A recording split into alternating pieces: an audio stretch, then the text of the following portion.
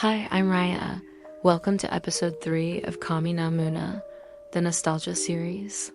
Today, let's take a few decades back to a time when the flag ceremony wasn't just a morning ritual, but also a quiet stage for tiny heartbeats, secret glances, and stories that unfolded behind straight lines and sunlit fields. Public school life, 90s edition, you in?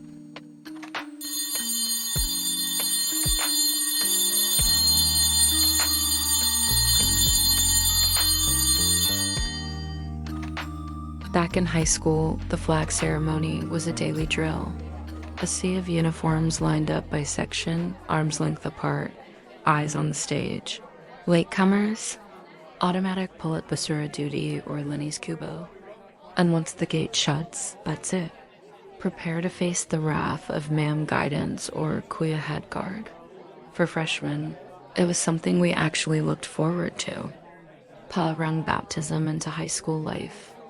Your first real taste of order, discipline, and the thrill of seeing upperclassmen in formation. Pay row by the time you hit third year. It's a pain in the neck. Who wants to get up early just to stand under the sun, do awkward calisthenics, and listen to out-of-tune renditions of patriotic hymns? I swore I'd skip it the next day. Trigo was right after anyway. What's one missed class? But that morning, everything changed.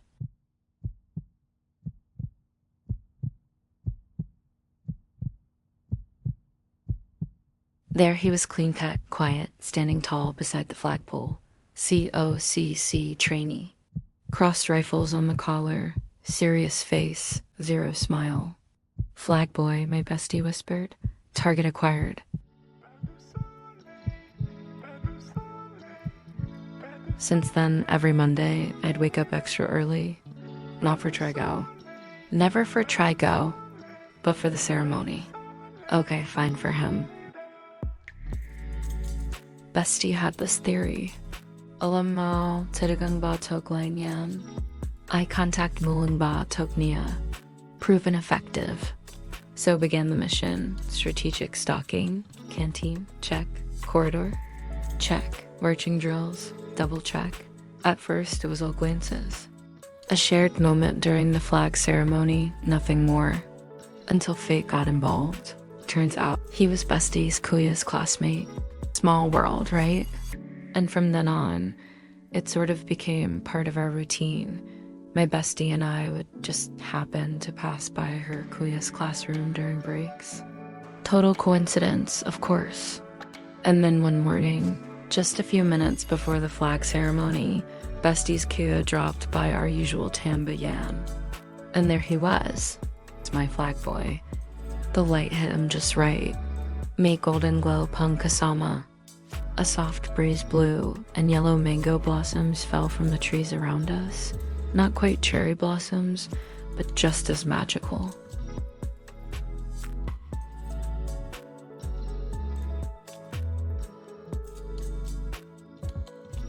Hoy meet Neo, Kuya said, classmate ko. Flag boy. He gave a small nod. I think I smiled, or maybe just forgot how to move. And just when it couldn't get more cinematic, from the busted school speaker came April boy Rahino's voice, belting.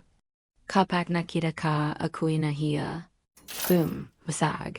Mr. Cupido, episode 1. Sablay gad, but from then on, things shifted. Sa Tambayan, minsan kasama si Kuya, minsan hindi. We'd see each other more often. He started showing up in places where we usually hung out. Sometimes quiet, sometimes chatting with bestie's Kuya. And I'd pretend not to care, of course, failing miserably. But he'd nod when we crossed paths, sometimes smile. He still didn't say much, still no grand gestures. But I felt it presence, a kind of quiet consistency, and I kept showing up too. Every week, I'd wake up before my alarm, just to be there early enough to catch the moment he held the flag. Eventually, we weren't just strangers exchanging glances. There were short conversations, harmless jokes, and yes, those accidental eye contacts that felt anything but accidental. Soon, there were subtle shifts, the way he'd smile. the way he'd glance. That's about it. Oh, and one more thing. Each time our eyes met, I could see a tinge of red slowly creeping from his ears down to his neck. Third year ended in the blink of an eye. Clearance forms signed, bags packed for summer break, and then, before you knew it, a new school year began. We were all glued up with new priorities and a hint of maturity. Senior year began.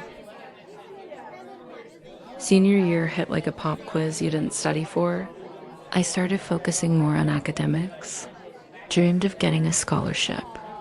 Flag ceremonies remained a habit, but the butterflies lessened, or maybe they just got quieter. Flag boy was now a ranking officer, wielding authority in a dashing Marine-style CAT uniform. It earned him an extra kilo of pokey points and a fresh shit of admirers, more rabid than I ever was. I got pushed to the sidelines. But of course, in every high school tale, there's always that second male lead. His name, well, let's call him the second male lead. Also a ranking officer, but loud, funny, friendly. The kind of guy who'd borrow your notes and return them with doodles. He'd joke around during CAT training. It was nice.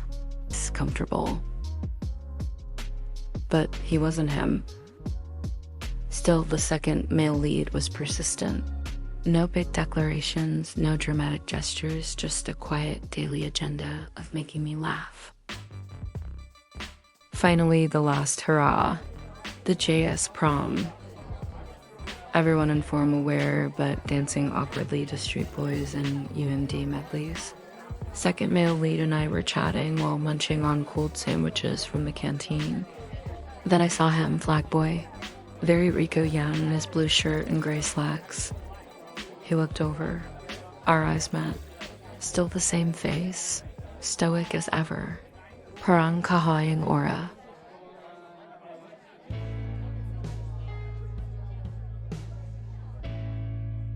Okay, maybe those blushes I saw back then were just my imagination. Second male lead stood up to grab Zesto drinks, and that's when Flag Boy walked over to me. "Where'd you take your college entrance exam?" I told him. He nodded, smiled, and that was it. Short, sweet, Bettine. But it stayed with me. Perhaps that was it. My high school love life, as fleeting as a school year, as ambiguous as trigonometry. And maybe it left because it already served its purpose to make me show up. To make me not skip the flag ceremony. That turned out to be the last time I saw him at school. But every time I hear the national anthem over the barangay speaker, it all comes back. The uniforms, the sun, the way he held the flag like it meant something, and in the quiet corners of my heart, he's still there, still standing, still holding the flag.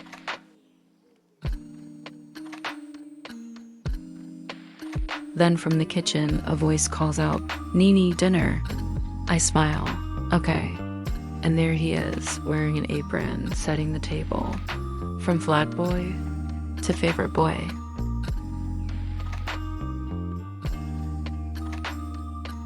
That's it for today. Thank you for watching this episode, a story about first crushes, national anthems, and the weird ways life surprises us. Just like the flag, it rises, flutters, and sometimes lands right where it's meant to be.